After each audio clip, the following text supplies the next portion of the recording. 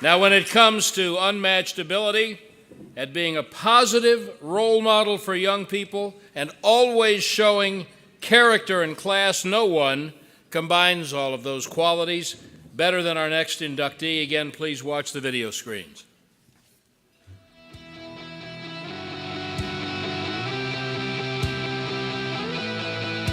The versatile Nell Fortner excelled as a basketball player, coach, and now as a television analyst. An all-state basketball player at New Braunfels High School, she quickly caught the attention of the University of Texas, where she played both basketball and volleyball. A member of the 1981 Lady Longhorn National Championship volleyball team, she also scored 1,466 points in basketball, while playing on teams that had a 127-26 record. After coaching stops at Stephen F. Austin, Louisiana Tech, and Purdue, she was picked to guide the USA women's basketball team and led the squad to gold medals at the 1998 World Championships and the 2000 Sydney Olympics. After the Olympics, Fortner was awarded USA Basketball Coach of the Year in 2000. Her USA basketball coaching record of 101 wins, 14 losses is the most wins of any coach in USA women's basketball history. She easily transitioned into the role of studio analyst for women's college basketball and volleyball on the SEC Network and ESPN. Nell Fortner adds to her impressive collection of honors now as a member of the Texas Sports Hall of Fame. Ladies and gentlemen, Hall of Famer Nell Fortner.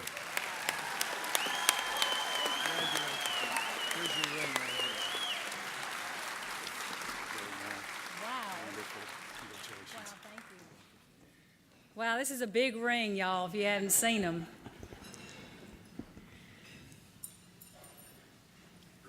Thank you very much to the Texas Sports Hall of Fame committee for this honor. It's very, I'm very humbled by it, and I'm very grateful for it. Thank you. And congratulations to everyone else that's up here on the stage tonight. To be around these prestigious individuals, athletes and coaches, and have an opportunity to talk to everybody over the last couple of hours has been really a lot of fun. So congratulations to all of y'all. I've got to say this, Pete Fredenberg, I've known him since I was in the 10th grade, y'all. New Braunfels High School, he was a football coach. I know you're getting inducted into the Hall of Fame, but the real Hall of Famer in your family is your wife, Karen Fredenberg. So, where are you at, Karen? Because, okay, Karen Fredenberg, when I moved to Texas in the 10th grade, this was my very first coach ever in my life. She taught me how to play volleyball. She was a tremendous role model. She set me on a path to wanting to be a coach, along with Karen Chisholm, who is here tonight also, still coaches volleyball at Texas State. So to have those role models in my life at such an early age, I appreciate it. You never could guard me on the basketball court. He would come to practice. His wife would get him to come because there was nobody who could guard me, only because they didn't know how to play basketball. I was the only one who knew how to play. So I'm so glad I could probably still beat you today. All right, we got that settled. I want to say thanks to my family that made it over here from Mississippi today, and they got on a private plane. Thank you to my brother-in-law, Bill Sanderson, for that. My mother is in her 90s, and she needed to fly that way, and I love y'all for being here. So thank you, thank you, thank you for that. My parents, my family was the first team I was ever a part of, and a very tough team, 4 siblings, and it was about being competitive and surviving and advancing when you're the littlest one of the bunch. But it was a great upbringing there, and I love y'all dearly. Have a lot of friends here tonight also, so thank you for making the effort for being here. I appreciate that. You know, being a coach, you never dream of accepting a Hall of Fame award. I know I never have. You dream of wins. You dream of getting the next best recruit out there. You want to build the best team you have, but you never stand here. It becomes very obvious that you don't stand here because of what you accomplished. It's because of what everybody around you has helped you accomplish, and the athletes have performed at their highest level. And I was fortunate to be around some fantastic coaches, from Karen at New Braunfels High School to Gary Blair, who's at A&M right now, who gave me my start in college coaching, to Leon Barmore at Louisiana Tech. And then comes along the best of the best, Jody Conrad at the University of Texas. I mean, are you kidding me? How could I not be successful at some point in my coaching career? So I've been very, very fortunate. And obviously when I got to Texas, the very first moment I met Jody Conrad, I knew I wanted to play for her. I knew I wanted to be like her. And thank you, Jody, for everything you've meant to me in my career. I appreciate it. And thank you for being here tonight.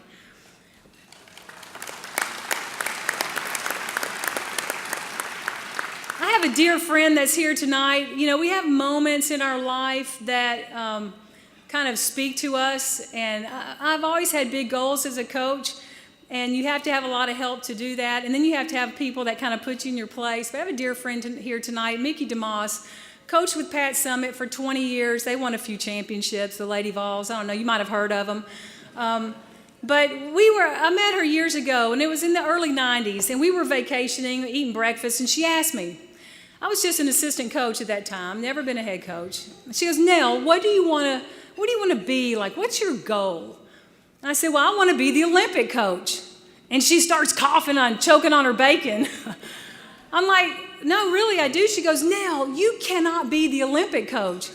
And I said, well, why not? She goes, well, because you've got to be a head coach, you've got to do this, you've got to do that, I said, well, okay, well, I'll do that. She goes, no. I said, look, Mickey, somebody has to be the Olympic coach. Why not me?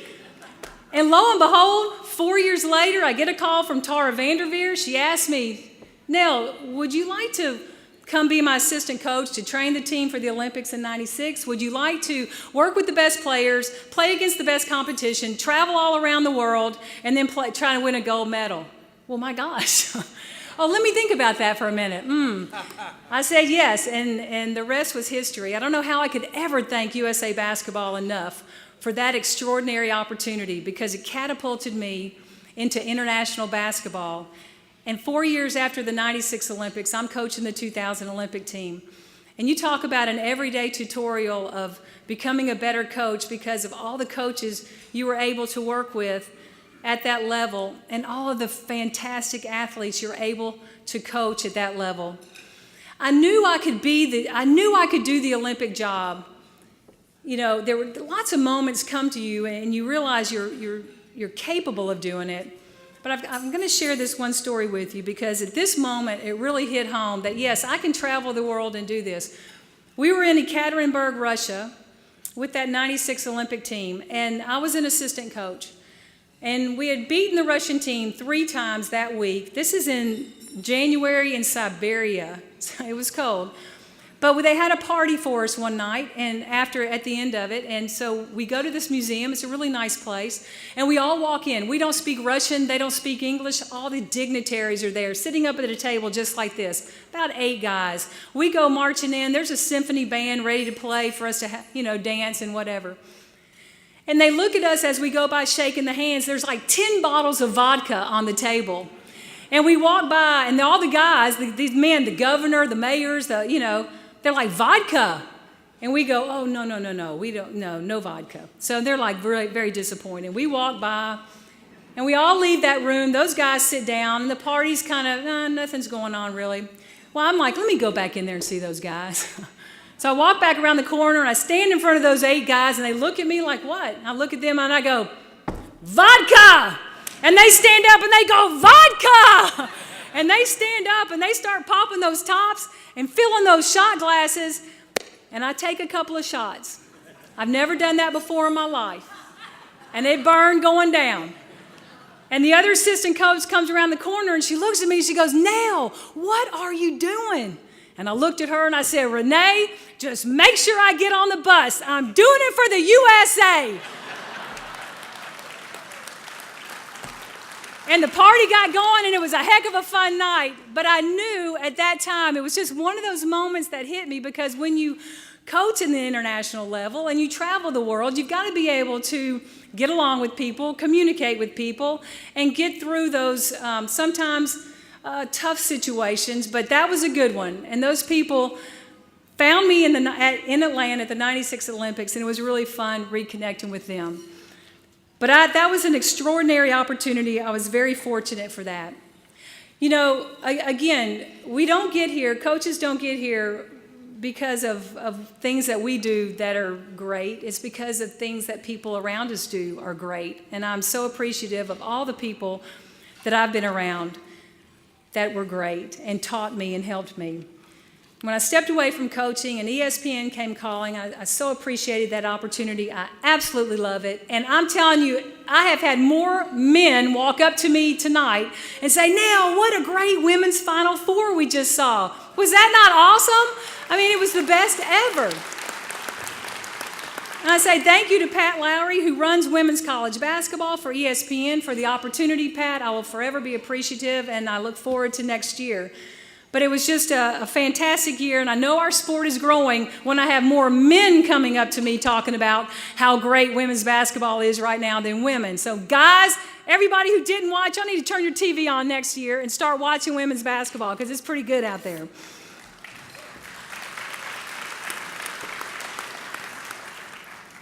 And I'll leave you with this. I was fortunate to just be the driver of a bus that had the right people sitting in the right seat, doing the best that they could do. And that was, I think that's what coaching is all about. You're driving the bus, but you have to have everybody in the right places on the bus.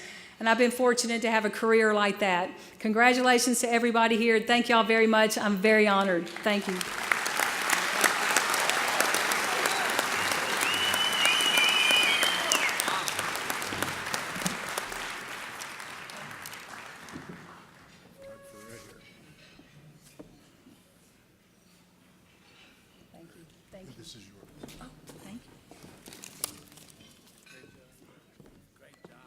Congratulations, Nell. I would like the house lights up for just a moment, please.